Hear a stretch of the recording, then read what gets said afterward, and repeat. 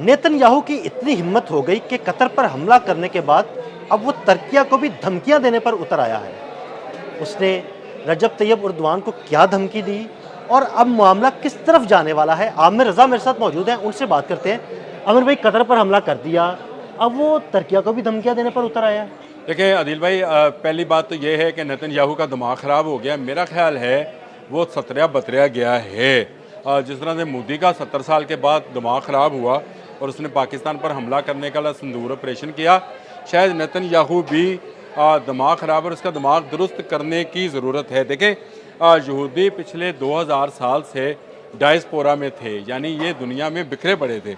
कभी इनको टाइटस रूमी ने मारा और इनकी बच्चियों को और इनको उठाकर ले गया, और इनका जो मकड़ था, जो भी इनका बना हुआ वहाँ पे इबादत गाह थी, उसको गिरा दिया। बख्त नसर आया, उसने इनको तबाह किया और ये दुनिया में भाग गए। अब यहाँ पर तुर्क हुक्मरान थे। जिस वक्त दोबारा एक साजिश, जो कि अंदरूनी और बैरूनी एक लंबी कहानी है, अगर आप कहेंगे तो किसी दिन वो भी बयान कर देंगे कि उसमें इन हमारे अरब भाइयों का क्या तल्लक था और सुल्तान हमीद की कहाँ गलती थी, या उसमें तुर्कों के जो बाप कमाल अतातुर्क हैं उनका क्या कमाल था।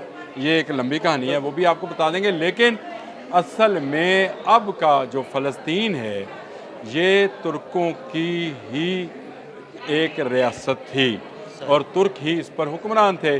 उससे एक साजिश के तहत, जिसमें यूनाइटेड किंगडम भी शामिल था, जिसमें अमेरिका भी शामिल था, और वो तमाम फोर्सेस जिन्होंने दूसरी जंग अज़ीम में हिटलर को शिकस्त दी थी, उन्होंने यहूदियों के लिए यहाँ पर एक जगह बना दी जिसको हम आज इज़राइल के नाम से जानते हैं। और इसी के मुतालिक कायद आज़म ने कहा था कि ये गैर कानूनी रियासत है और ये नाजायज़ रियासत है।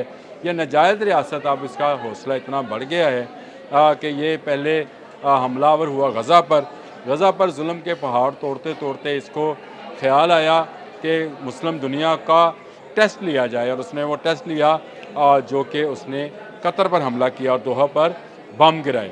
अब कतर एक ऐसा मुल्क था जहाँ पर तमाम की तमाम टेक्नोलॉजी अमेरिकन थी, और ये तमाम टेक्नोलॉजी जो थी बंद रही जितनी देर तक इनके त्यारे फ़ज़ा में रहे। ये त्यारे बम्बारमेंट करके वापस जाते हैं तो फिर अमेरिका को मजम्मत याद आई, और फिर मार्को रूबियो फौरी तौर पर अपनी बेगम की बाहों में बाहें डालकर कतर पहुंच गए हैं और वहां पर जाकर नई बातें कर रहे हैं।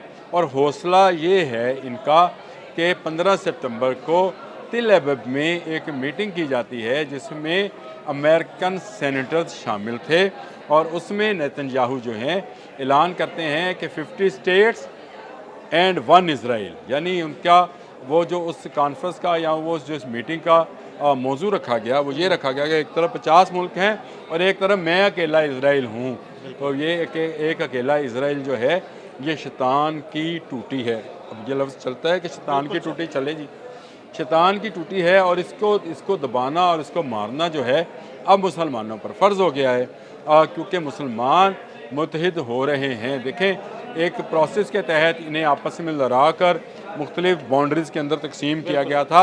ये मुमकिन नहीं है कि इतने साल की यहूदियों की और नसारा की, यहूद और नसारा की जो मेहनत है वो एकदम से आपको सिनेरियो बदलता हुआ नज़र आए।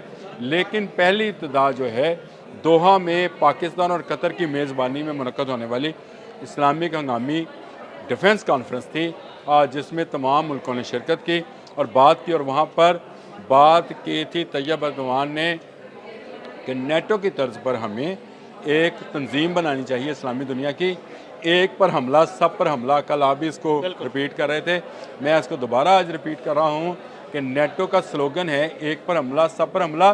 तुर्की नेटो का रुकन है, 27वां या 28वां नंबर है, ये मुझे याद नहीं रहता, लेकिन ये तुर्की जो है नेटो का रुकन मुल्क है।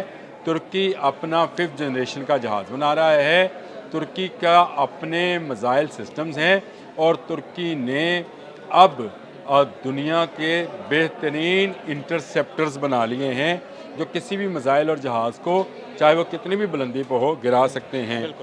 तुर्की डिफेंस के अंदर बहुत ज़्यादा तरक्की कर चुका है, और इस वक्त दुनिया की 2 इस्लामी रियासतें पूरे यहूद नसारा को खटक रही हैं। एक का नाम तुर्की है और दूसरे का नाम पाकिस्तान है। तो आप अगर पूरे इस्लामी दुनिया की इस कॉन्फ्रेंस में सिर्फ इन 2 तकरीरों को उठा लें, जो एक शहबाज शरीफ साहब ने की और एक तैयब अर्दवान ने की, तो आपको समझ आएगी कि हम क्यों खटकते हैं कफ़ार की और यहूद की निगाहों में, क्योंकि हम वो मुल्क हैं जो दिफाई टेक्नोलॉजी में अपने तमाम इस्लामी भाइयों से एक नहीं कई कदम आगे हैं। और यही वजह है कि तुर्की के मिसाइल्स जो कि तिल एबब तक मार करते हैं तैयार हैं।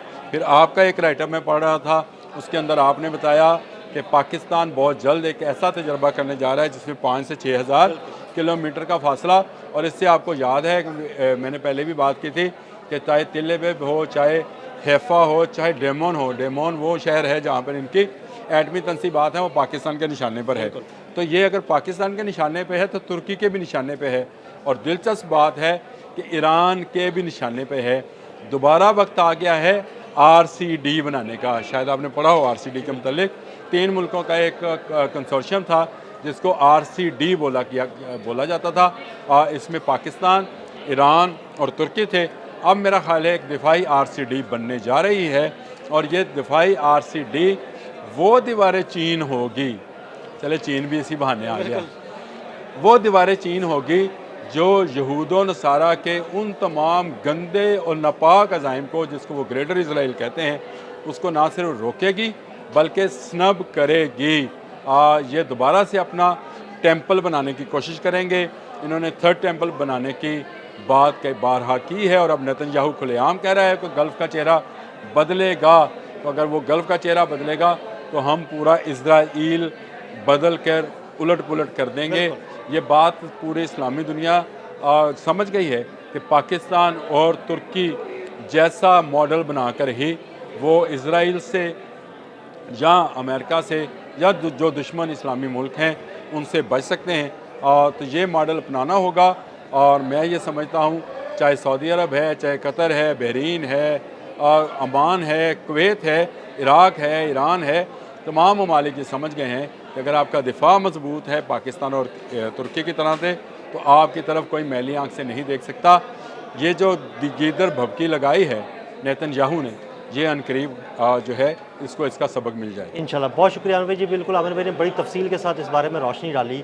अदील अहमद और आमिर रज़ा को इजाज़त दीजिएगा। अल्लाह हाफ़िज़। वो दीवारें चीन होगी जो यहूदो नसारा के उन तमाम गंदे और नापाक अज़ाइम को, जिसको वो ग्रेटर इसराइल कहते हैं, उसको ना सिर्फ रोकेगी बल्कि स्नब करेगी। ये दोबारा से अपना टेंपल बनाने की कोशिश करेंगे।